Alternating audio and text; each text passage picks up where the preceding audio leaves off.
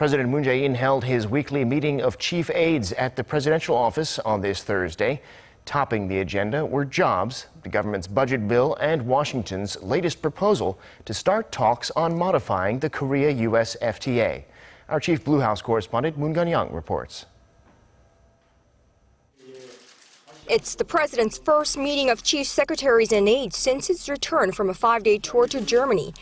Having focused on global diplomacy and international affairs for the past week, President Moon Jae-in recalibrated his focus on pending domestic affairs.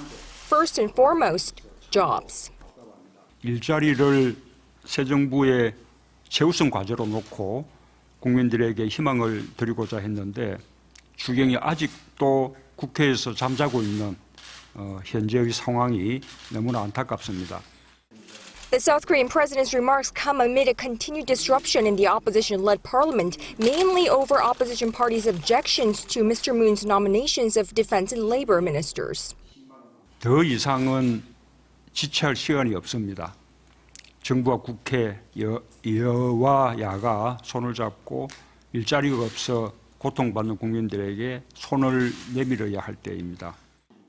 Also discussed during the weekly meeting was Washington's proposal for a special meeting to start negotiations on possible amendments and modifications to the 5-year-old Korea-U.S. Free Trade Agreement.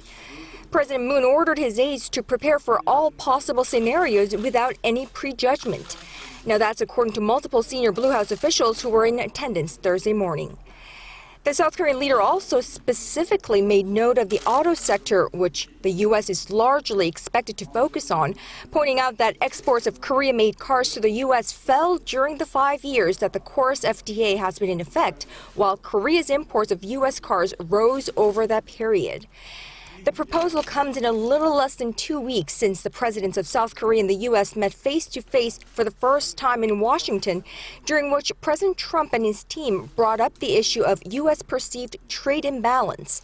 To that, President Moon had said he was open to discussions and that if deemed necessary, officials from the two countries should together assess the impact of the FTA on each economy. That stance by the president remains the same as he questioned whether it was truly and solely the free trade agreement that's enlarged the U.S. trade deficit with South Korea. Now, it's a view echoed by many of his chief economic aides that the two sides must first establish whether it's the trade deal that's caused the trade deficit with South Korea or other fundamental economic issues. Moon Connyoung, Arirang News.